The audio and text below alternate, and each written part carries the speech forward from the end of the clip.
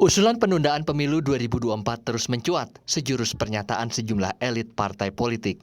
Ketua Umum Partai Kebangkitan Bangsa yang juga Wakil Ketua DPR, Muhaimin Iskandar, mengusulkan pemilu 2024 ditunda dengan alasan perbaikan ekonomi pasca pandemi COVID-19. Nah itu, dari seluruh masukan itu saya mengusulkan pemilu tahun 2024 ditunda 1 atau 2 tahun. Ditunda 1 atau 2 tahun agar momentum perbaikan ekonomi ini tidak hilang dan kemudian tidak terjadi freeze untuk mengganti stagnasi selama 2 tahun masa pandemi itu. Ya setahun lah, kalau enggak ya sampai 2 tahun maksimal kira-kira begitu. Usulan penundaan pemilu 2024 juga disuarakan Ketua Umum Partai Amanat Nasional, Zulkifli Hasan. Kami memutuskan setuju pemilu diundur. Gitu. Nah, langkah selanjutnya tentu kita akan membangun komunikasi dengan teman-teman koalisi partai politik lainnya, juga dengan berbagai kalangan, dengan ormas, dan tentu kelompok elit politik lainnya. Berbeda dengan PKB dan PAN, PDI Perjuangan menyatakan partainya taat pada konstitusi bahwa pemilu dilaksanakan setiap 5 tahun sekali dan menolak penundaan pemilu 2024. Orang yang memegang teguh hal-hal yang prinsip dan nggak bisa ditawar-tawar dalam konteks itu. Nah terkait dengan adanya usulan untuk melakukan penundaan pemilu apa segala macam gitu.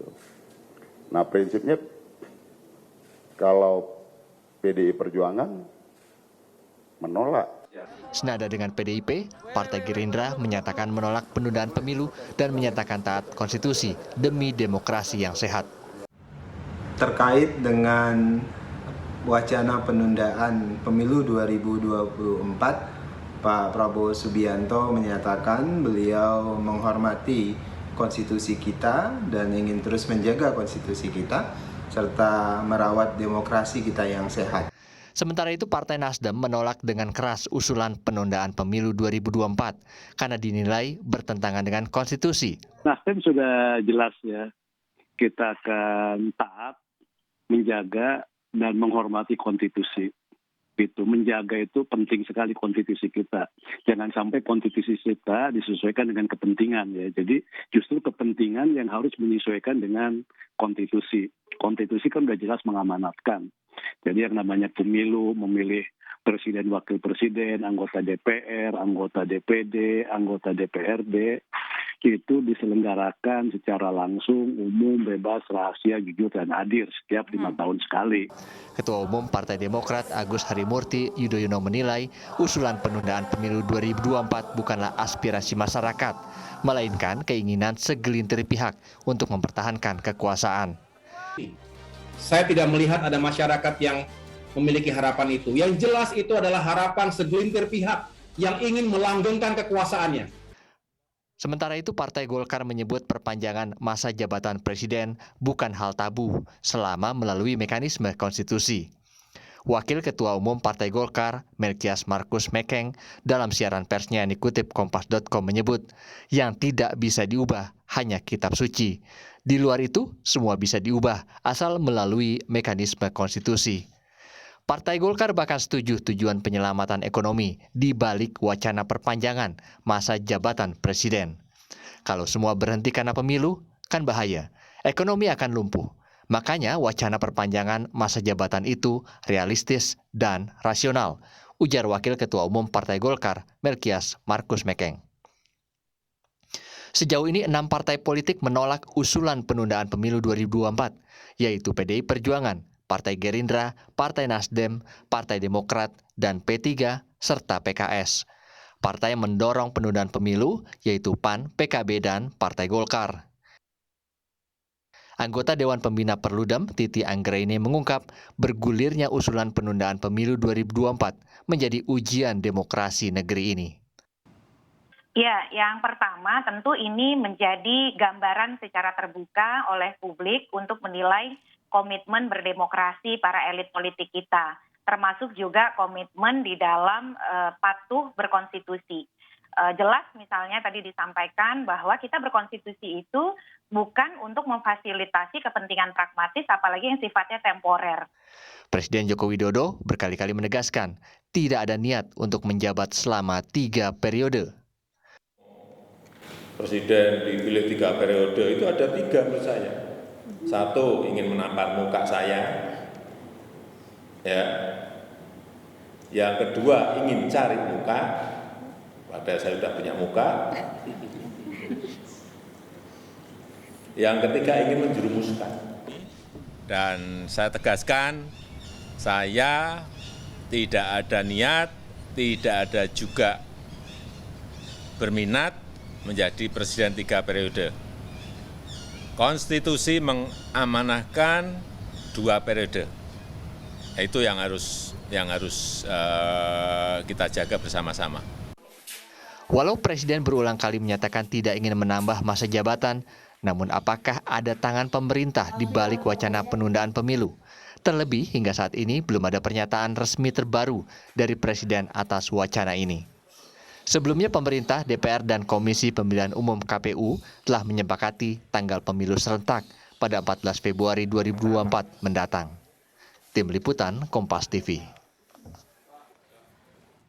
Saudara, dapat sesungguhnya di balik bergulirnya usulan penundaan pemilu 2024. Benarkah ada tangan kekuasaan, entah itu pemerintah atau anggota dewan di balik wacana ini? Atau ini adalah jurus gerilya partai politik tertentu saja?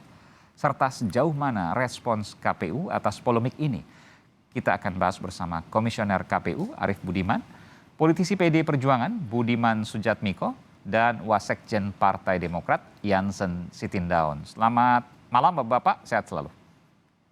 Selamat malam. Selamat malam.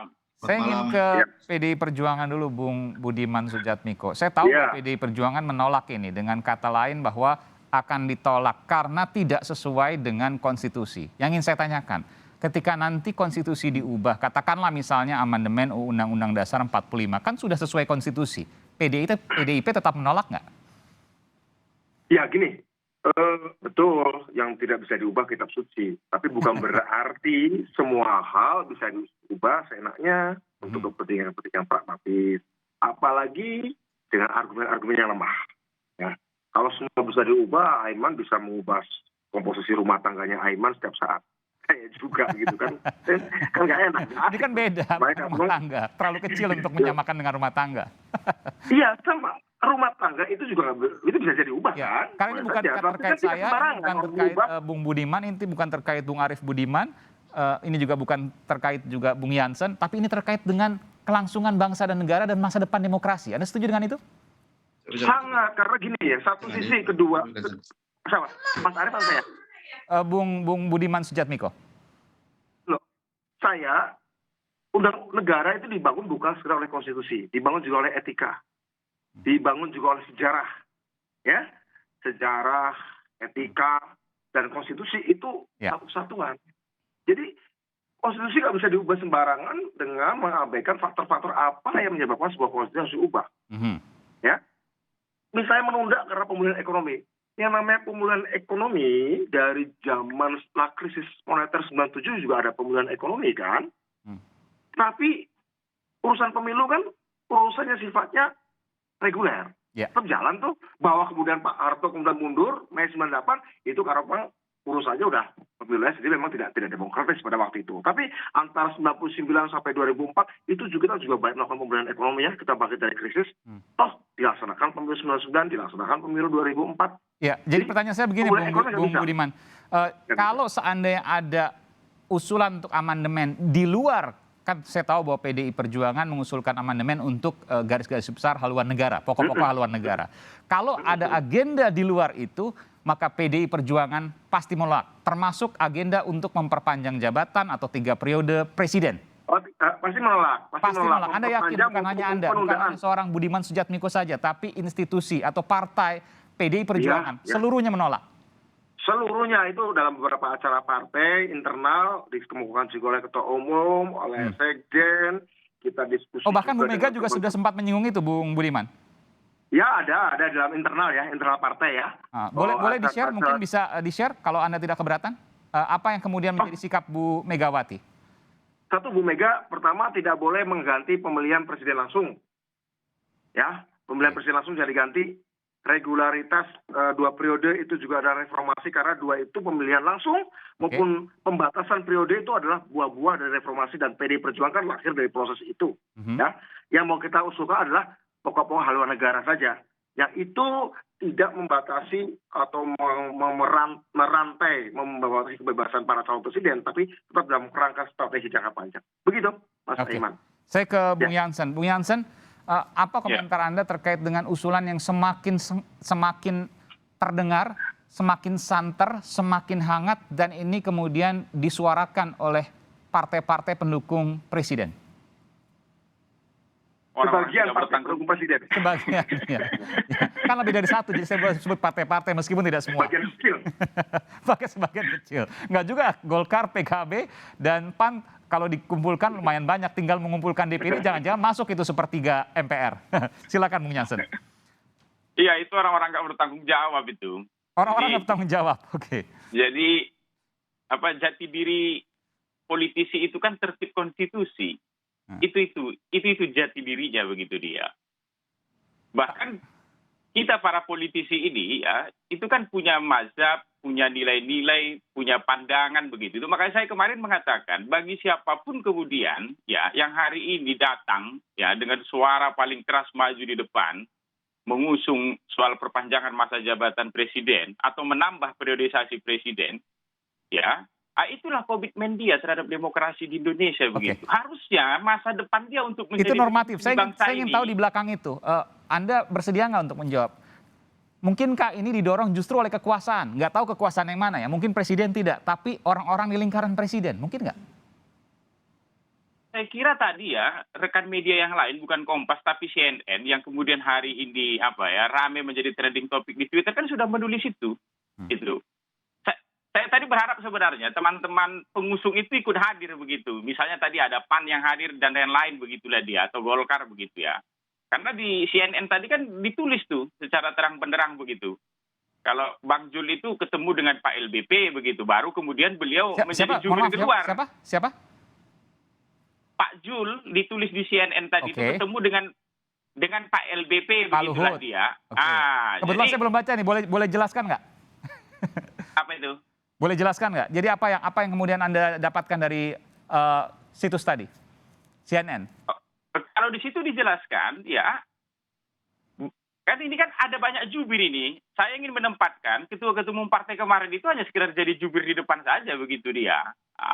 Jadi kalau di situ dijelaskan, Bang Jul itu nanti mereka harus klarifikasi itu. Karena di Twitter, di media sosial juga kan sudah diminta tuh. Itu benar apa tidak tuh? Karena kemarin kan seperti Valdo misalnya mengatakan nggak ada nih tangan-tangan kekuasaan di soal-soal mendorong perpanjangan masa jabatan presiden ini. Tapi faktanya di CNN itu kan ada bau-baunya begitu dia. Oke. Meskipun itu dibuktikan lagi nanti bagaimana kaitan dan lain sebagainya. Tentu itu tidak mudah untuk menunjuk seperti harus itu. Harus dibuktikan. Ya. Tetapi saya bahwa ada aroma bahwa ini adalah orang di lingkaran presiden atau mungkin partai-partai pendukung presiden itu nggak bisa ditapis lagi. Itu makanya kan tadi Pak Jokowi sudah mengatakan tuh. Orang yang mengusung-usung ini tuh menampar muka saya, cari muka ke saya, menjerumuskan saya begitu. Kalau ada orang menjerumuskan saya begitu, ya saya marahi lah yang menjerumuskan saya itu. Itu dia. Kita fokus pandemi inilah, fokus penanganan ekonomi. Kok kalian mau mengubah-ubah konstitusi? Saya tidak bisa membayangkan begitulah dia.